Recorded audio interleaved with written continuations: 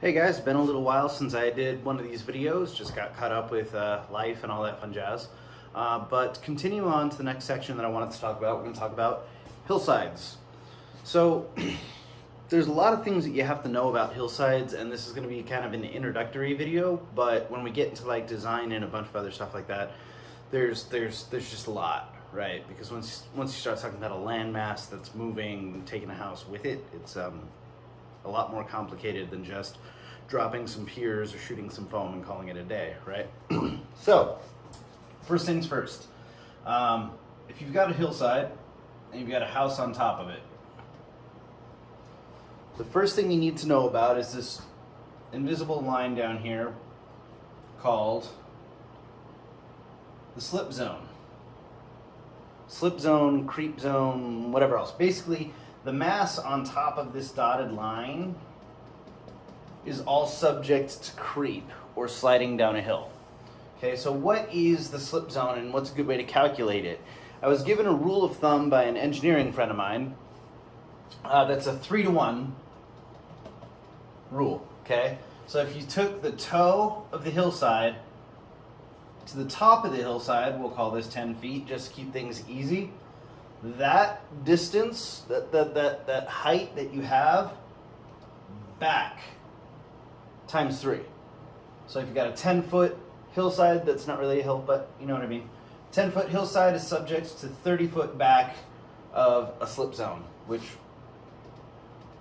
boom, like that, right? So if you had a little 10-foot lift like this, then everything on this side for 30-foot back would be subject to movement. So that's a good way to start figuring out if you need to provide some lateral support on a structure that you have, that you're trying to support, you know? So the repairs that I do for something like this for a house, generally, if I did the 10 foot of unrestrained fill, which is what we talked about in a different video, and I repaired down, whether it's push piers, helical piers, concrete mini piles, it doesn't matter, right? If I only went down 10 feet here and I didn't embed this repair system below the slip zone, then everything will continue to move, right? So just treating down 10 feet is not a valid repair. So already we're getting into the complications of like the engineering and the design and everything else that goes into supporting a structure sitting on top of the hillside.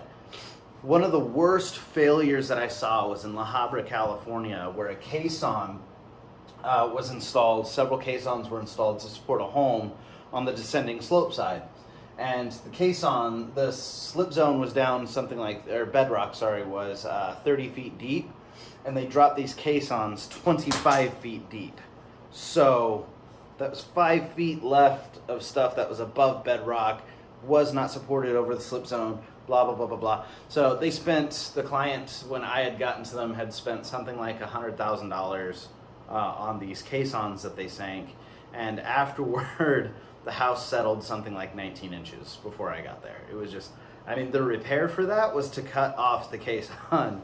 Literally all of the money that they spent just was for naught. It went to waste. So slip zone, home on, lateral support. So any support that I do, any fix that I do on this home needs to go down to at least the slip zone.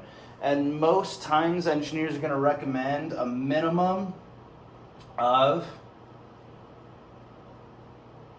4 foot to 5 foot below that slip zone, or below bedrock is even better. If you have hard pan down at the bottom and you could sink it 4 to 5 feet below that, that's even better, right? Because once you get into the bedrock, it's all solid, not going to settle. It's got that sideways support. Some repairs you see with piering systems, which we'll get into much later, have lateral supports that tie in this way. And they have like these helical screws that penetrate that slip zone by 4 to 5 feet. That way it provides like pulling resistance. Now there's an argument with it. We'll get into that later. So generally on the toe of the footing or on the actual slope side, you'll see a couple of things. First of all, let me grab a different color. One of the things commonly you'll see is like high vegetation all the way here. There'll be lots of plants that have a root system that go in, right?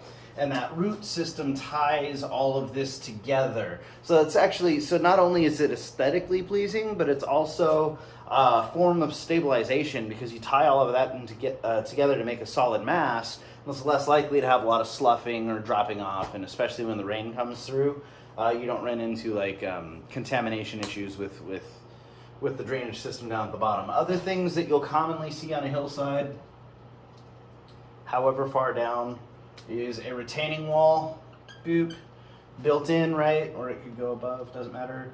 It goes down, footing goes super deep below the bedrock, below the slip zone, below everything, and it supports the weight of the land mass that's on top.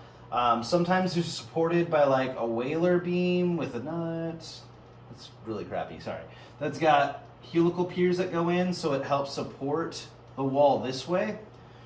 Other types of failures that you'll see on these types of projects is not just the house settling down, right? If you see the concrete pulling away down at the bottom here, that's usually a sign of lateral failure.